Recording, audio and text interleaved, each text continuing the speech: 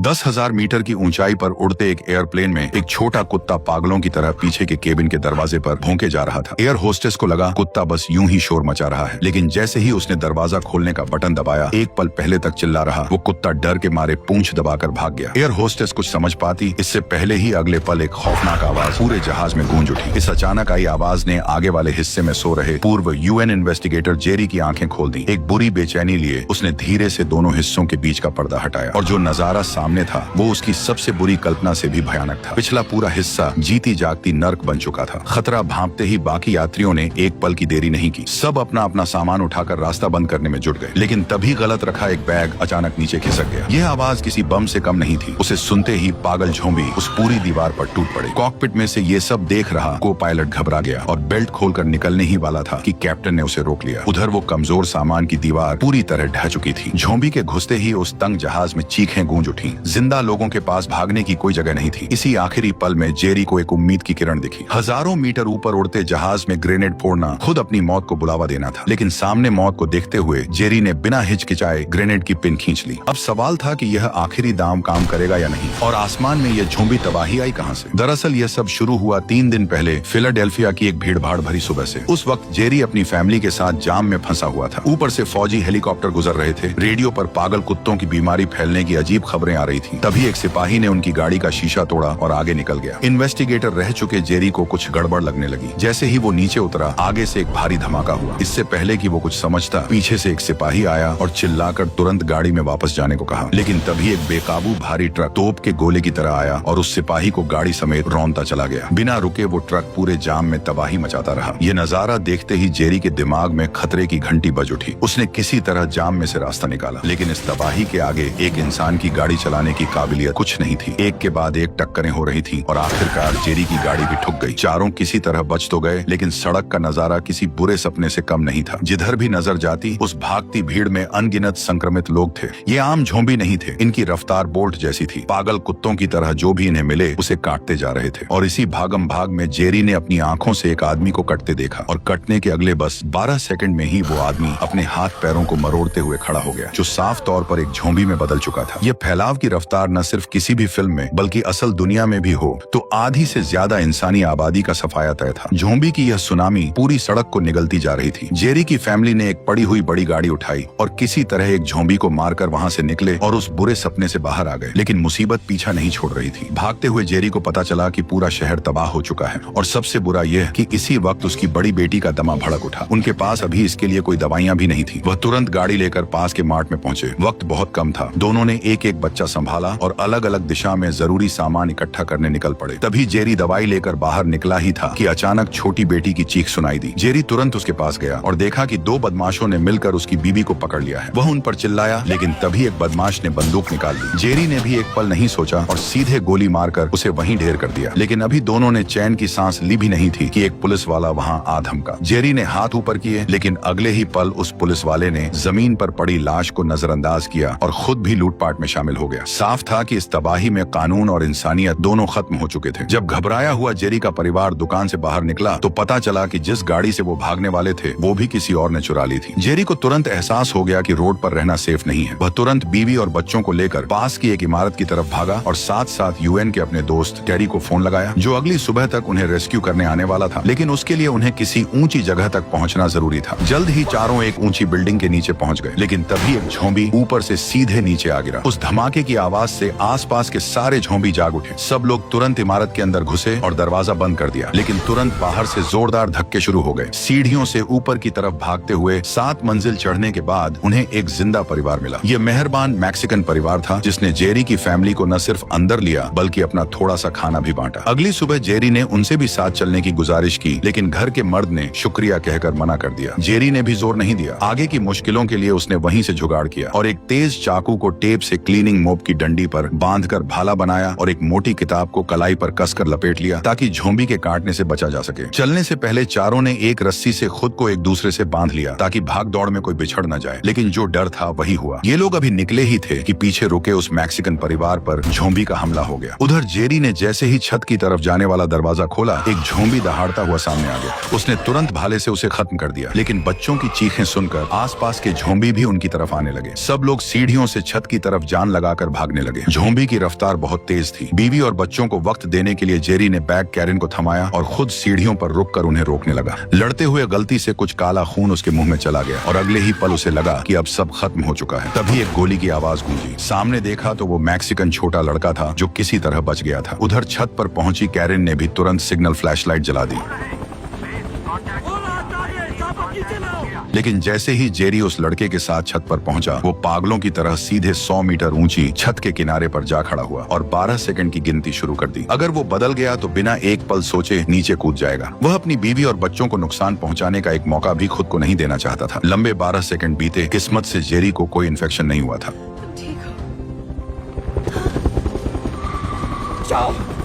लेकिन खुशी मनाने का वक्त नहीं था, क्योंकि सीढ़ियों से ज़ॉम्बी की दहाड़ों की आवाज आने लगी थी। जेरी एक बार फिर रुक गया और बीवी, बच्चों और उस लड़के को पहले हेलीकॉप्टर में चढ़ाया। जब सैनिकों ने बंदूकें तान कर जेरी को कवर दिया तो एक बेहद दर्दनाक नजारा सामने था। सबसे आगे दौड़ता ज़ॉम्बी कोई और नहीं बल्कि वही मैक्सिकन आदमी था जिसने कल रात उन्हें जगह दी थी।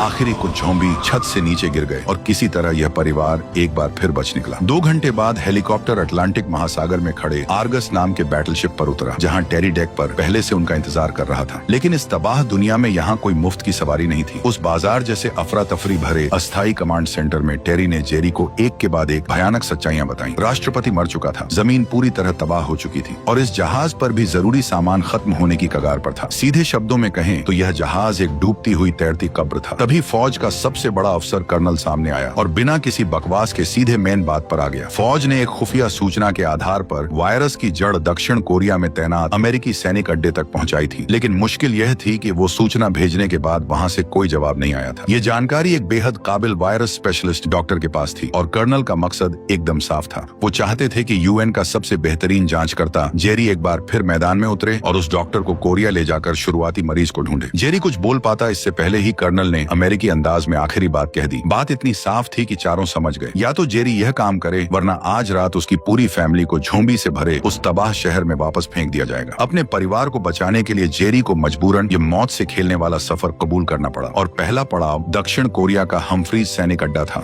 वही जगह जहां से वो खुफिया संदेश आया था। उड़ान के दौरान वो डॉक्टर, जो अपनी काबिलियत पर बहुत भरोसा रखता था, पूरे रास्ते जेरी को अपनी थ्योरी समझाता रहा। उसने कहा कि प्रकृति के इस मौत के खेल की पहेली को सुलझाने का तरीका प्रकृति में ही छुपा होता है और हमें बस वही ढूंढना है, लेकिन यह आसान बिल्कुल भी नहीं होगा। डॉक्टर की यह बात पूरी फिल्म की सबसे अहम बात थी, लेकिन जिस शान से यह किरदार आया था उसके जाने का तरीका उतना ही हैरान करने वाला था। तूफानी रात में जहाज कोरियाई अड्डे पर उतरा। दरवाजा खुलते ही अंधेरे में ज़ॉम्बी आवाज सुनकर टूट पड़े। जिंदगी में हमेशा किताबों में रहने वाले उस डॉक्टर ने यह खूनी मंजर कभी नहीं देखा था। डर के मारे वो पलटकर भागने लगा, लेकिन जहाज की सीढ़ी पर पैर फिसल गया और बदकिस्मती से हाथ में पकड़ी बंदूक चल गई और एक ही गोली में वो खुद ही खत्म हो गया। उसी वक्त वहाँ के सैनिक बाहर आए और उनकी घनी गोलीबारी की आड़ में जेरी और बचे हुए लोग किसी तरह अड्डे के अंदर घुसे। थोड़ी देर बाद जेरी उस खुफिया संदेश में बताई जगह पर पहुंचा, लेकिन वहाँ का नजारा देखकर उसके पैरों तले जमीन खिसक गई, क्योंकि वहाँ कोई जिंदा मरीज नहीं था और न ही कोई वायरस का नमूना। वह पूरा कमरा बस राख से भरा था। सैनिकों ने बताया कि शुरुआत में वह एक भागा हुआ जवान था जिसने जांच करने आए डॉक्टर को काटकर मार दिया था और फिर पूरा अड्डा तबाह हो गया। वो खुफिया संदेश उसी डॉक्टर की आखिरी चेतावनी थी और सैनिकों ने वायरस को रोकने के लिए उस कमरे को शुरुआती मरीज समेत जला दिया गया था। यह सुनकर जेरी पूरी तरह निराश हो गया। वह वहाँ से निकल ही रहे थे कि तभी एक कोने में लोहे के पिंजरे में बंद एक अजीब आदमी खुद से बड़बड़ाता हुआ दिखा। पता चला यह CIA का एक पुराना एजेंट है जो हथियार बेचने के जुर्म में पकड़ा गया था। जेरी का जांच करता दिमाग तुरंत जाग गया। पहले उसे लगा जैसे यह बस एक लालची आदमी है, लेकिन उस आदमी ने जेरी के सामने एक के बाद एक ऐसी बातें रखी जो होश उड़ा देने वाली थी। उस बूढ़े ने एकदम सीधे मजाकिया लहजे में जेरी को बताया कि जैसे ही वायरस फैला, उत्तर कोरिया ने 24 घंटे के अंदर फौज लगाकर अपने 2 करोड़ 30 लाख लोगों के सारे दांत निकाल दिए। उनका मोटिव साफ था कि अगर दांत ही नहीं रहेंगे तो कोई एक दूसरे को काट ही नहीं पाएगा और वायरस फैलेगा भी नहीं। ये इंसानी इतिहास की सबसे क्रूर लेकिन सबसे सीधी तरकीब थी। जेरी को लगा यह आदमी बकवास कर रहा है, लेकिन जब जेरी ने विश्वास नहीं किया तो उस आदमी ने एक हैरान करने वाली बात बताई। दुनिया के बाकी देश ज़ॉम्बी को महामारी या दंगा समझ रहे थे, लेकिन इजराइल ने जैसे पहले से ही भविष्य देख लिया हो। उन्होंने 1 हफ्ते पहले ही पूरे देश की सीमाएं बंद कर दी थी और एक विशाल दीवार खड़ी कर दी थी। ये सुराग अजीब जरूर था, लेकिन जेरी के पास अब कोई और रास्ता नहीं था। बचे हुए सैनिकों के साथ बारिश और झोंबी की उस रात में किसी तरह वह जहाज में चढ़े और सीधे उसी शहर यरूशलेम में जाने की तैयारी करने लगे, जिसे लोग बिल्कुल सुरक्षित बता रहे थे। जब जहाज बादलों को चीरता हुआ शहर के ऊपर के पास पहुंचा तो जेरी का मुंह खुला का खुला रह गया। जब पूरी दुनिया झोंबी के हमलों से तबाह हो रही थी, यरूशलेम सच में एक बंद किले की तरह बिल्कुल सही सलामत खड़ा था। और यह सब मुमकिन हुआ था उस एक विशाल दीवार की वजह से जो पूरे शहर को घेरे हुए थी। जल्द ही जेरी की मुलाकात उस हथियार तस्कर के बताए अहम शख्स से हुई, मौसाद के बड़े अफसर जुर्गेन से। जब जेरी ने पूछा कि तुम्हें इसके बारे में पहले से कैसे पता चला, तो जुर्गेन ने एक बेहद कड़ा खुफिया नियम बताया। 10वें आदमी का नियम, यानी जब 9 लोग एक ही जानकारी देखकर एक ही नतीजे पर पहुंचे तो 10वें आदमी को हर हाल में उल्टा सोचना होगा और सबसे बुरी संभावना मानकर सबूत ढूंढने होंगे। जुर्गेन वही 10वां आदमी था जिसने मान लिया था कि झोंबी सच में दुनिया तबाह कर देंगे। इसी सोच की वजह से इजराइल ने पहले ही यह दीवार खड़ी की और आखिरी बची हुई जमीन बचा ली। और इस वक्त उस दीवार के अंदर बचे हुए लोग जश्न मना रहे थे, जैसे सच में किसी बाग में हों। लेकिन इस तबाह दुनिया में सबसे खतरनाक चीज यही बेफिक्री थी।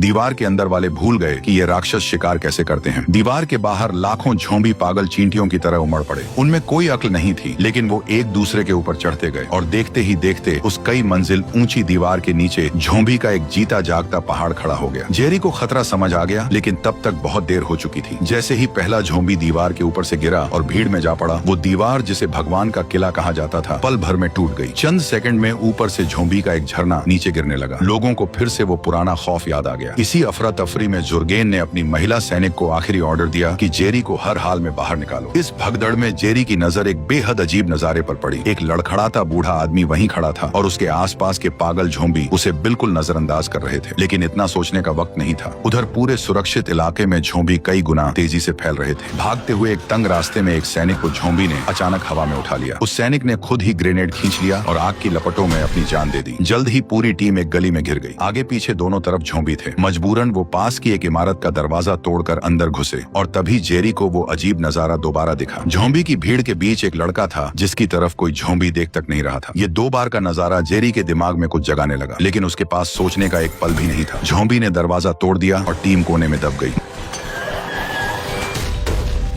महिला सैनिक सेगेन ने यह सोचकर कि सब खत्म हो गया झांक कर देखने की कोशिश की। तभी एक झोंबी ने झपट्टा मारा। सेगेन ने तुरंत उसे मार गिराया, लेकिन नीचे देखा तो हाथ पर दांतों के निशान थे। बिना एक पल गवाए जेरी ने सेगेन की तलवार निकाली और एक ही वार में उसका बायां हाथ काट दिया। फिर उसने खून बहते जख्म पर पट्टी बांधी और सांसें रोककर गिनती शुरू कर दी। पास खड़े सैनिक ने बंदूक सीधे सेगेन के सिर पर टिका दी, लेकिन 12 सेकंड बीते और सेगेन तड़पने के अलावा कुछ नहीं बदली। लेकिन जैसे ही सब बाहर निकले और हेलीकॉप्टर की तरफ बढ़े तो एक और मुसीबत सामने आ गई। पास की इमारत की छत पर खड़े झोंबी बारिश की बूंदों की तरह सीधे हवा में कूद पड़े और पलक झपकते ही वो बचाव का हेलीकॉप्टर झोंबी के बोझ तले दबकर बेकाबू हो गया और सीधे जाके तबाह हो गया। लेकिन मुसीबत यही नहीं रुकी। जैसे ही झोंबी का कहर टूटा, जेरी जिस फौजी जहाज से आया था वो उसे वहीं छोड़कर भाग निकला। जब वो लोग जान की बाजी लगाकर किसी तरह रनवे तक पहुंचे तो वो जहाज उनके सिर के ऊपर से गुजर चुका था। पूरी तरह टूट चुके उन लोगों की नजर पास ही खड़े एक पैसेंजर प्लेन पर पड़ी। अब यही एकमात्र रास्ता था। कानून की परवाह किए बिना बचे हुए लोग उस जहाज की तरफ दौड़े और सीधे कॉकपिट के सामने जाकर बंदूक तान दी। मजबूर पायलट ने प्लेन रोककर दरवाजा खोला और कटे हाथ वाली सेगेन और जेरी को लेकर यरूशलेम की उस नरक से उड़ान भरी। प्लेन हवा में पहुंचा तो थके हुए जेरी ने फर्स्ट एड बॉक्स निकाला और सेगेन के जख्म साफ करने लगा। अपना कटा हाथ देखकर हमेशा मजबूत रहने वाली सेगेन ने कड़वी हंसी के साथ कहा कि अब तो मैं बोझ बन गई हूँ। बोझ शब्द सुनते ही जेरी के चेहरे पर एक अजीब सी जकड़न आ गई। इस पूरे सफर की सारी यादें तेजी से उसके दिमाग में घूमने लगी। कोरिया के उस अड्डे पर झोंबी की भीड़ में सही सलामत खड़ा लंगड़ा आदमी, यरूशलेम की गली में झोंबी के बीच से बेखौफ गुजरता झुका हुआ बूढ़ा और गंजा लड़का, और इस सफर में सुनी वो बातें जो अब तक कानों में गूंज रही थी। उस पल जेरी को सब समझ आ गया। उस पागल लेकिन शायद पूरी इंसानियत को बचाने वाले अंदाजे को परखने के लिए उसने तुरंत कॉकपिट का दरवाजा खटखटाया।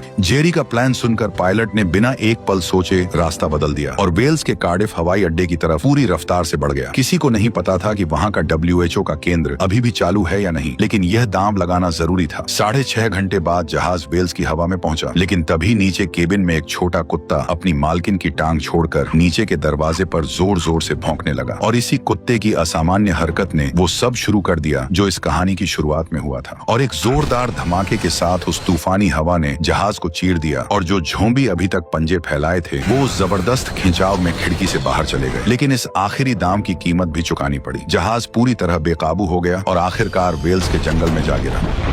जब जेरी बेहोशी से जागा तो पूरे जिस्म में दर्द की लहरें दौड़ रही थीं। नीचे देखा तो लोहे का एक नुकीला टुकड़ा पेट में ढंसा हुआ था। तकलीफ सहते हुए वो नीचे गिरा।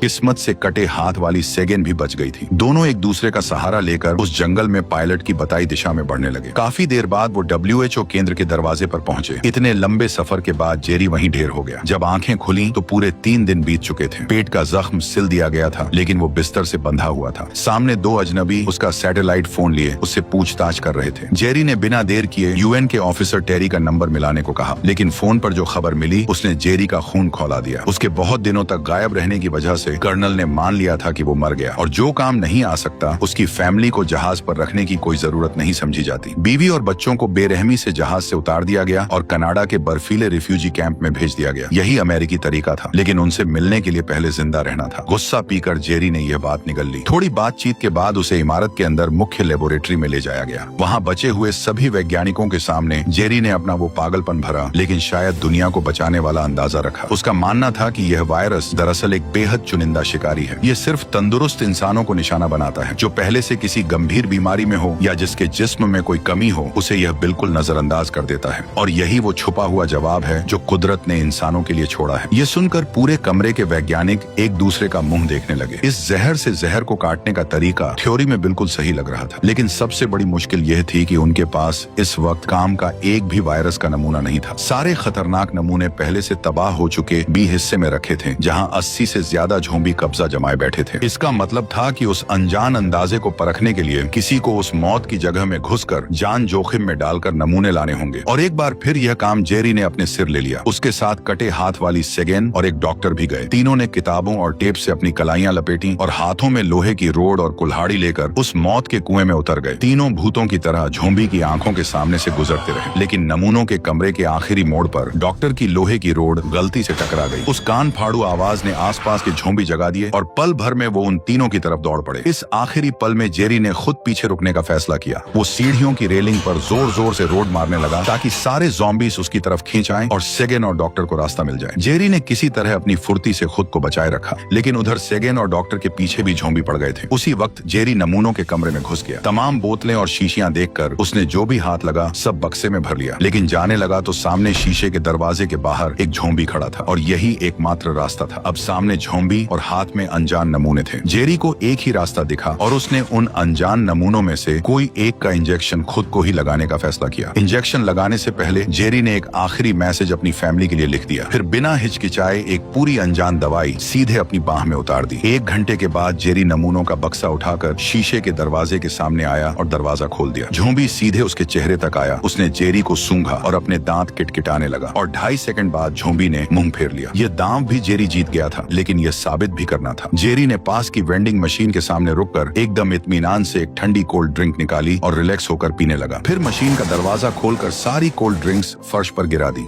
ये शोर पूरी इमारत के झोंबीज को जगाने के लिए काफी था। अब उस बिल्डिंग के सारे झोंबी उसी की तरफ आ रहे थे, लेकिन अब ज़ॉम्बीज़ के लिए जेरी मानो वहाँ था ही नहीं और वो बेफिक्री से उस ज़ॉम्बीज़ के तूफान के बीच से चलता हुआ बाहर निकल गया। लेबोरेटरी में वापस पहुँचते ही वैज्ञानिकों ने तुरंत जेरी को एंटीबायोटिक दिया और किस्मत ने एक बार फिर उसका साथ दिया। जो नमूना उसने अंदाजे से चुना था वो सिर्फ एक साधारण जीवाणु था, कोई जानलेवा वायरस नहीं। अहम नमूने हाथ आने के बाद जेरी और सेगेन ने WHO सेंटर से विदाई ली। 60 घंटे बाद तमाम मुसीबतों से गुजरा हुआ जेरी कनाडा के रिफ्यूजी कैंप के किनारे पर अपने परिवार से जा मिला।